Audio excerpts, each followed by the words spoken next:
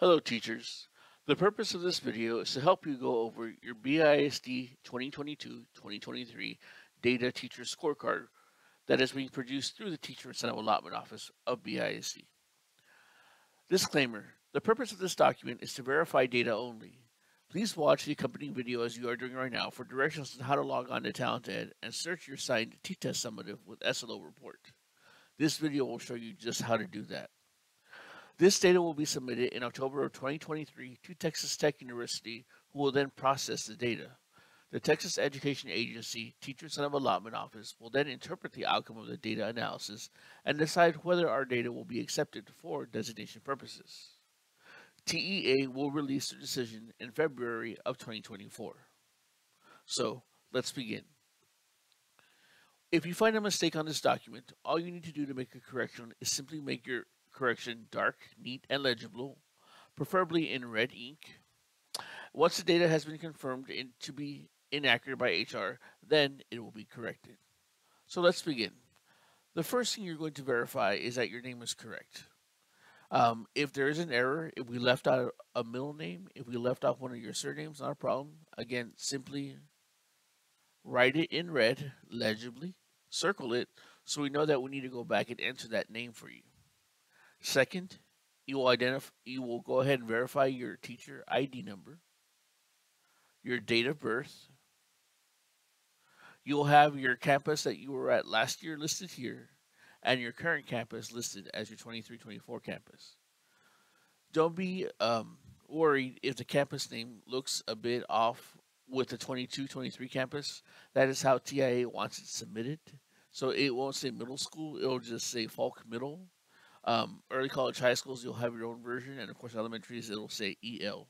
So again, don't feel the need that you'll have to rewrite the campus name for 22-23. That's how TIA wants it reported.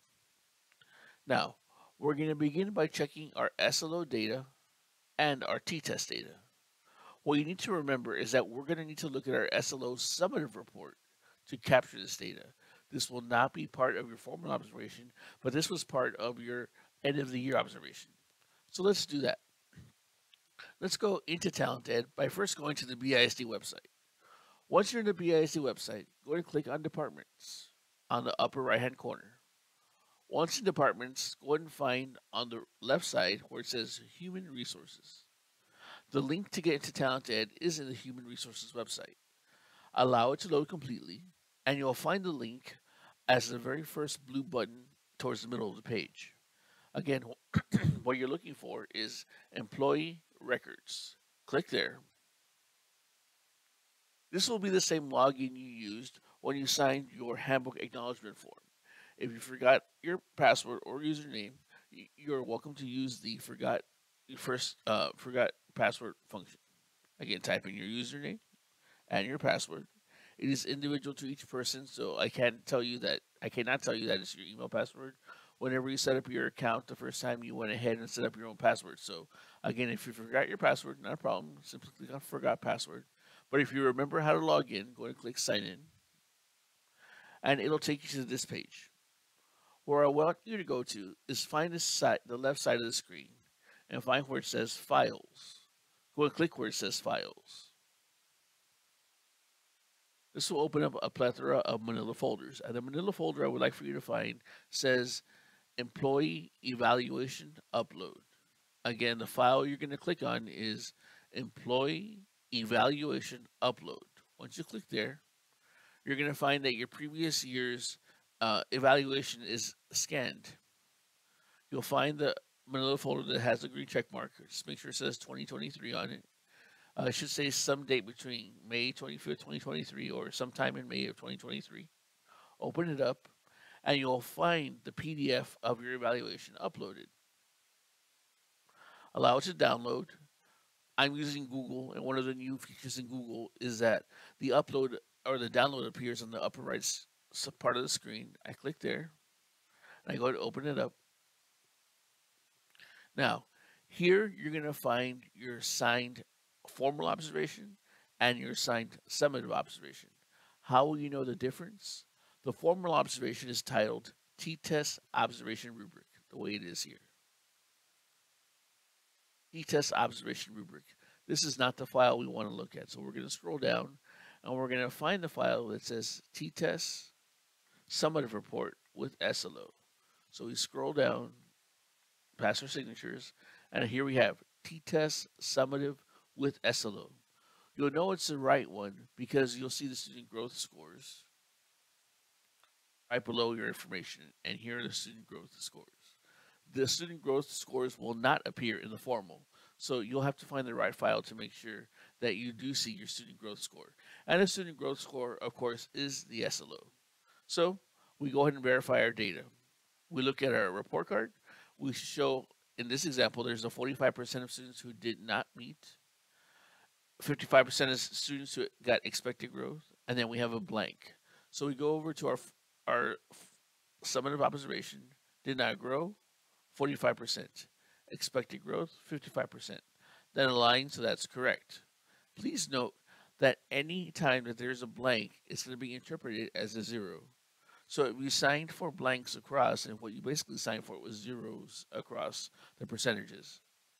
We're not going to go back and fix that because that is what we signed for in May, and it is 10 days past the due date, which is May the 5th. So this data is going to be taken as is. All right, so again, if you see a blank here on your summative observation, that blank will be carried over into the data and will be interpreted as a 0. Your next step is to go ahead and verify your t-test ratings. To do that, simply go over to your report card. Here you'll find your domains and dimensions, 1.1 all the way down to 4.4, and then your rating on the right side. So if the data is correct, you'll find that dimension 1.1, according to my summative observation, was accomplished. I go to my report card, I find dimension 1.1, standards and alignment, and it does align because it is accomplished. And you do that for every rating. 1.2, accomplished. Look at my report card, 1.2, accomplished. So you go down, just double check that your ratings are accurate. Whatever you signed for should be what's in the report card. If you find an error, like I do find an error here in 3.1, in my report card, my 3.1 says accomplished, but I signed for distinguished, not a problem. You'll simply draw a red line through it and write in the rating that should be corrected. Again, you keep going and check the rest of your ratings. And when you're done checking the rest of your ratings, go ahead and go back to the top.